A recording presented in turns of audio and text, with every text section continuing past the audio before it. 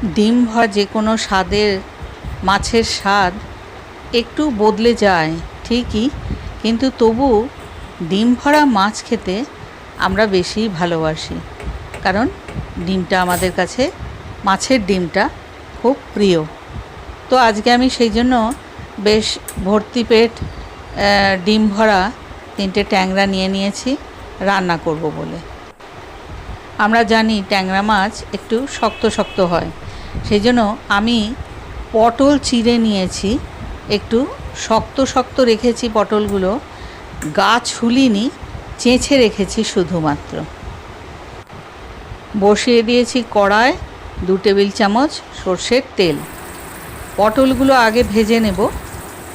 হ্যাঁ, একেবারে পটল ভাজার মতো করে না ভাজলেও পটলটা একটু ভেজে নেব, ভাজাতে সামান্য নরম করে নেব। তো গা ছোলা অবস্থায় পটলগুলো একটু শক্তই থাকবে, তো সেটাই আমার দরকার। চলুন জলদি উল্টে দেওয়া যাক এগুলোকে, আর বাকি পটলগুলোকেও ভেজে তোলা যাক আস্তে আস্তে। তেলটা একটু হলেও কমেছে, তারই মধ্যে আমি একটা ট্যাংরা ভাজতে দিয়ে দিলাম। ট্যাংরা মাছ কিন্তু তেলে দিলে ফাটতে শুরু করে, সুতরাং কিন্তু খুব সাবধান। আচ্ছা, এবার বাকি দুটো ভেজে নেওয়ার পালা। আমি একটু দুরমভাবে ভাজলাম, কিছুটা হালকা করে, আর 2-1টা মাছ আমি একটু বেশি ভেজে তুললাম। যে যেরকম খায় তাকে তো সেভাবেই আমাকে পরিবেশন করতে হবে, নাহলে মুশকিল। এইবার আমি সামান্য একটু তেল বেঁচে আছে, তার মধ্যেই আমি 3টে কাঁচা লঙ্কা ফাটিয়ে একটু ভেজে নিয়েছি। আর এই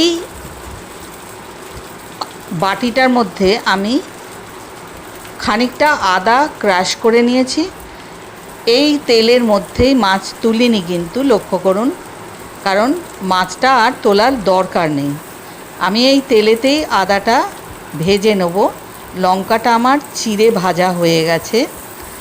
আর যে জিনিসটা আমাকে দিতে হবে সেটা দেখতে পাচ্ছেন আপনারা, এটা হচ্ছে আমার একটা আমের চাটনি, কিন্তু আমটা একটা কাঁচা আম, কাঁচা আমের একটা চাটনি আমি করে রেখেছি। সেই চাটনিটা আমি মেলাবো এই ট্যাংরা মাছের ঝোলটার মধ্যে, এবং সেটা একটা নতুন স্বাদে মাত্রা পাবে। আদাটা আমার বেশ খানিকটা কষানো হয়ে গেছে, আর একটু কষানো বাকি আছে। এবার এই তেলের মধ্যেই আমি আদাটা হয়ে গেলে একটু জল দেব, আর সাথে ওই চাটনিটাও মিলিয়ে দেব। দিলে চাটনির যে টোটাল স্বাদটা সেটা ঝোলে মিলবে, এবং সত্যি খুব সুন্দর একটা স্বাদ তৈরি হবে পুরোটা। কাঁচা লঙ্কা দিয়ে দিলাম, ভাজা হয়ে গেছে অলরেডি আদা, জলটা দিয়ে দিলাম। এইবার আমি সেই চাটনিটা জলের মধ্যে দিয়ে দেব। একটু গুলিয়ে নিয়ে ফোটাতে হবে জিনিসটা। তো কাঁচা আমের যে টক ভাব অথচ চাটনি, তার মধ্যে সামান্য একটু মিষ্টত্ব আছে, এবং মশলাপাতি তো আছেই, সেগুলোও ঝোলের মধ্যে মিশে একটা দারুণ সুন্দর স্বাদ, নতুন ধরনের একটা স্বাদ এই ট্যাংরা মাছের ঝোলটাতে অবশ্যই আপনারা সকলেই পেয়ে যাবেন। হলুদ দিয়ে দিলাম, নুনটা অবশ্যই আপনাদের স্বাদ মতো, এবং আমার পরিমাপ মতো, সুতরাং নুন আর আমি দিলাম না, যা আগে দেওয়া হয়েছে সেটাতেই আমার ঝোল ভালোভাবেই হয়ে যাবে। পটলগুলো এবার একটু ঝোলের মধ্যে সেদ্ধ করে নিতে হবে, সুতরাং পটলগুলো আমি দিয়ে দিলাম। ঝোলটা ফোটার অপেক্ষা, ফুটে উঠলে আস্তে আস্তে একটু ঘন হয়ে গেলে ঝোলটা আমি নামিয়ে নেব আমার পরিবেশনের বাটি। সবথেকে বড় কথা, যদি আপনাদেরকে বিশেষ করে হার্ট স্বাস্থ্যকর রান্না করতে হয় তাহলে কিন্তু ঝোলের রং অনেকখানি লাল করে করলে চলবে না, কারণ সেখানে যেরকম তেল আর নুনটা কম থাকবে তেমনি কিন্তু গুঁড়ো লঙ্কাও না দিলেই ভালো হয়।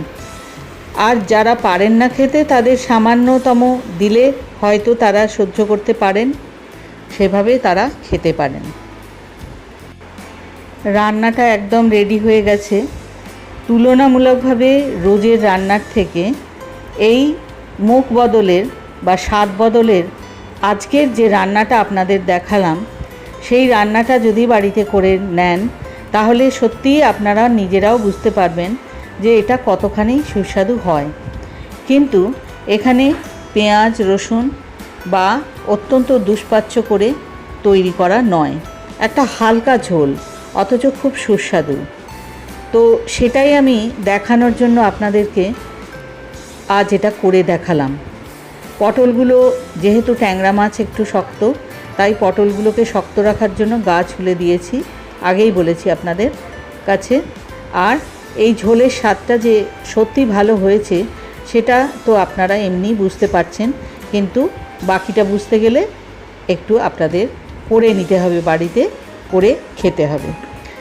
amarhersel.com থেকে আজকে আপনাদের এই সুন্দর একটা আম পটলের এবং আদার একটা সামান্য ঝোল ট্যাংরা মাছের দেখিয়ে আমি আপনাদের কাছ থেকে বিদায় নিলাম।